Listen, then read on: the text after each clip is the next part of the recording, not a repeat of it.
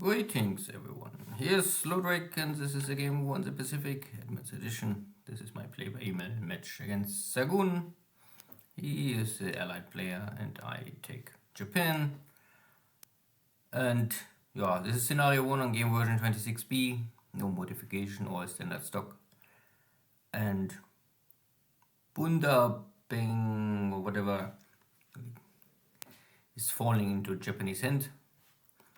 Last turn I was pushing and rushing to land at many places and beaches all over the map, because now the amphibious bonus is over. There's a small AM struggle still near Perth, nearly every day. And no hit on my submarine today. This is my scout patrol boat I sent to Tahiti area, and Xargun reacting here with a light cruiser formation. Leander is here with some destroyers. So I know that Xargun have some kind of task force protecting this Tahiti base. So maybe I can hunt them down sooner or later.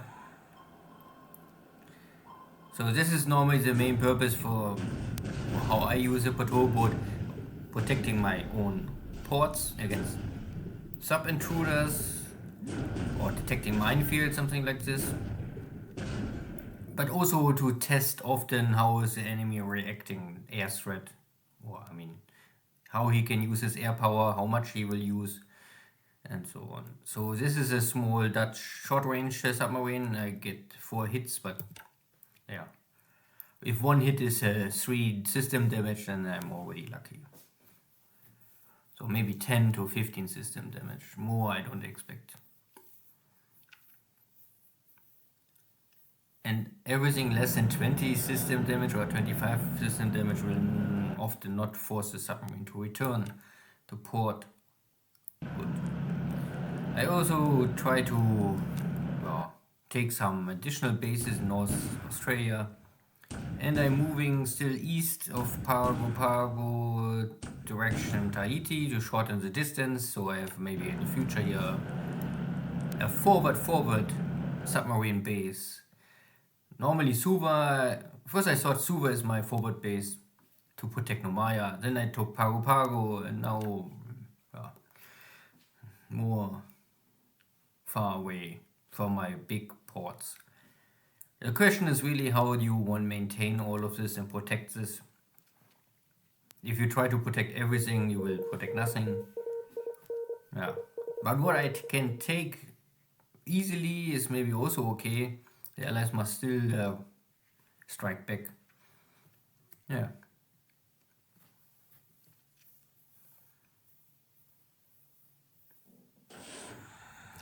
And the next engagement, this is all deep water. I would never really try to get my submarines in shallow water. This is always dangerous. Even in deep water, AM can hurt me.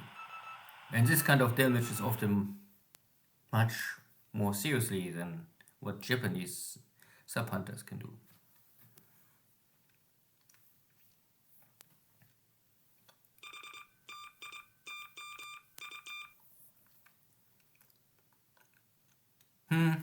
So much bad weather.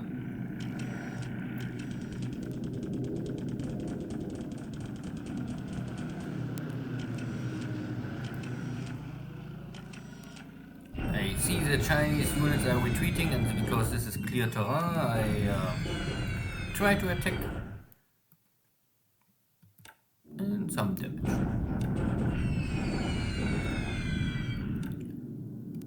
And the daily bombardment of Mandarin. Today the weather is good. Overcast, I think, is the best weather you can have. Or clear sky? I don't know. Anyway, this let me score some hits.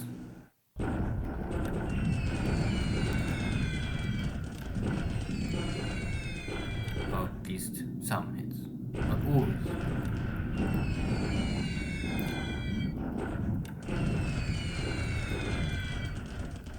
and the flag is so far not so powerful. So maybe I can today avoid a flag kill. But the Dutch units in the jungles and the swamps are not easy to hit.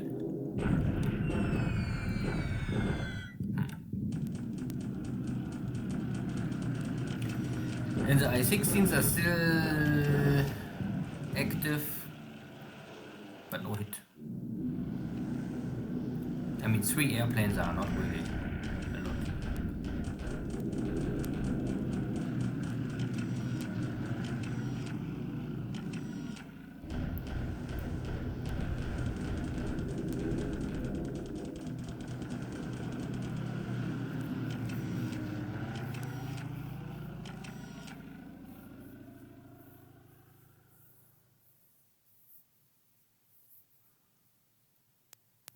So my long-range Navy search missions are still not able to find anything. And bad weather.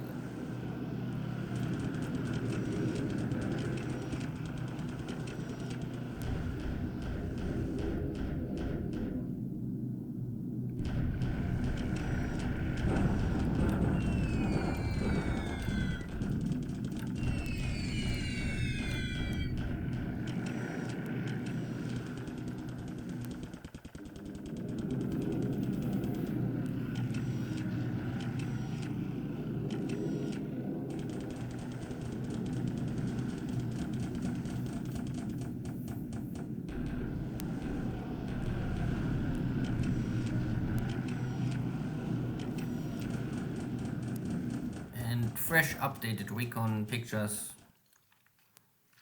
The number, I would say, one of the most important tasks a player have to do, even if it's cost you time, but recon pictures and updated information is simply important. There's also a submarine now in Norfolk Island, a Dutch one. They're always dangerous. But the Japanese anti-submarine ability is really crippled in 42.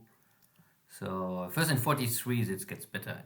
You need the better equipment, but you also need the skill debuff removed in 43.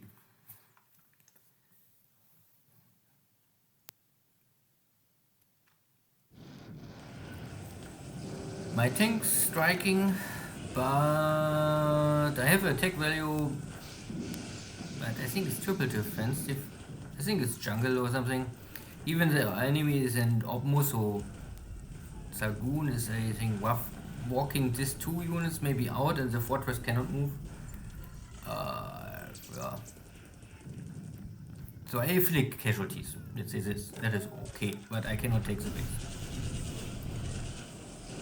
And now I take a lot of empty bases.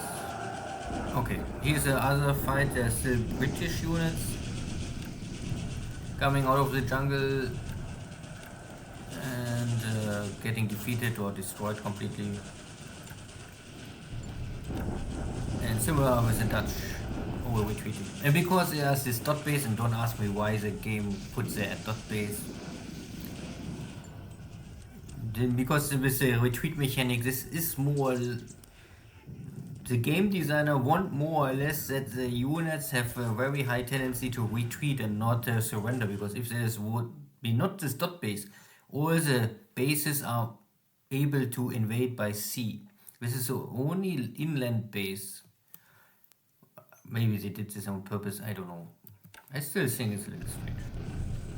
And there's also a forward American detachment here at this island. And I can take them out. I mean, they are only support, so this was maybe a mini AV forward base for search airplanes. But there was no search airplane, so I only took out the AV. Good, and here is still some struggle in the... There's also wood. And now the empty bases or islands.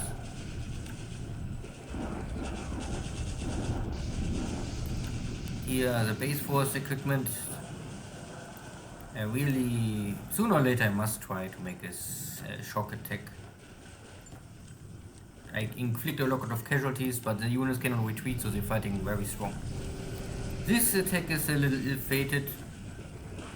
I don't expect it here tanks, only base forces, so I attack. The enemy is in wrong ops mode, but that is still not enough for me. There's no fort level, but we both breaking down. You can see that the allies breaking down 50% and I break down even more, 60%. Because I have a failed leader check and the enemy have preparation and op mode check. But the big difference is here the tanks, they are motorized brigade. And I think they have the... I don't have equipment to fight tanks, so my Navy Guard unit is now trashed. Not destroyed, but for sure not possible to strike back. And this, I missed somehow the movement of the Chinese units crossing over. And this is now Chinese against Chinese, so this is Japanese Chinese against Chinese Chinese. And I mean, yeah, Chinese cannot fight. Doesn't matter for which side they are fighting. So now the Chinese can say they win a battle against Chinese. So my Japanese still undefeated.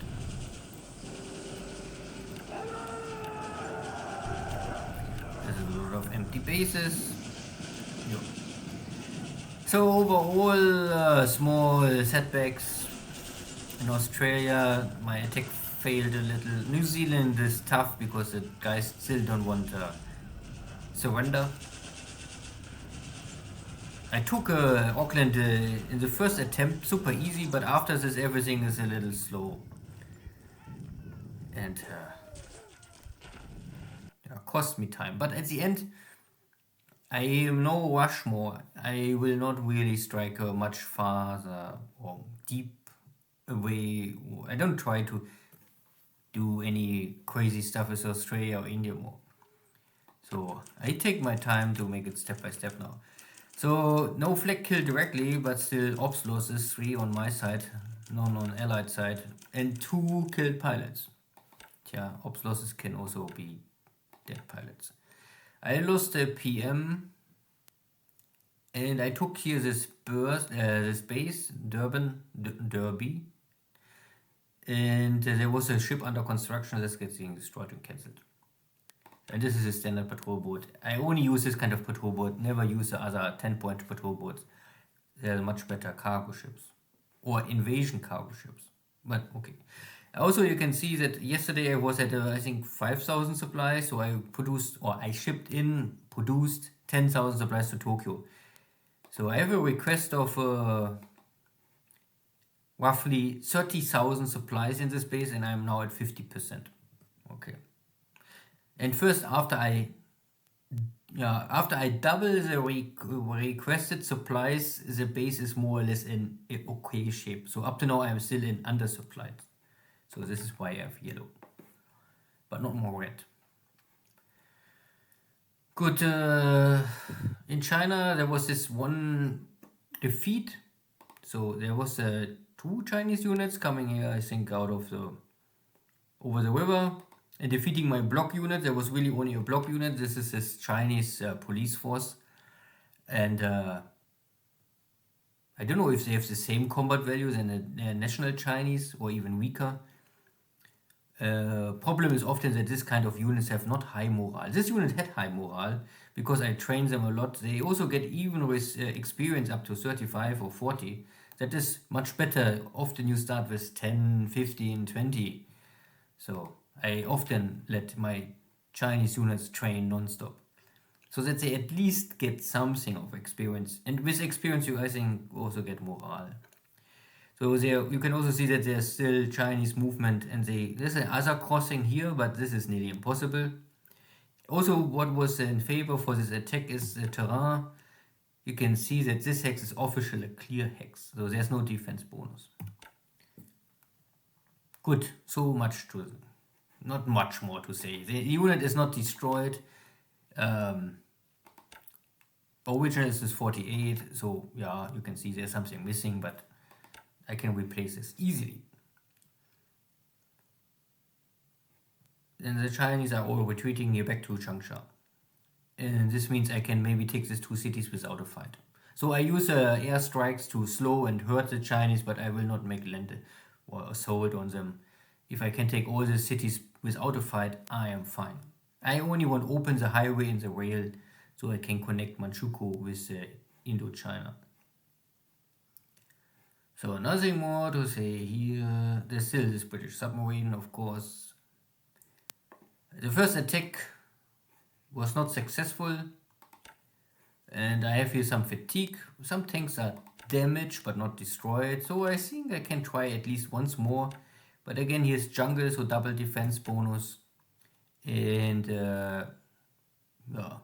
This fortress unit have a lot of units. And even support units will defend. With not much value. But simply if you have 100 or 200 support units, this is still some kind of force. Everything else is normal. Achieved here again a victory. The Dutch are, well, the British are defeated, but then so there are two British retreating, maybe two more Dutch coming in again.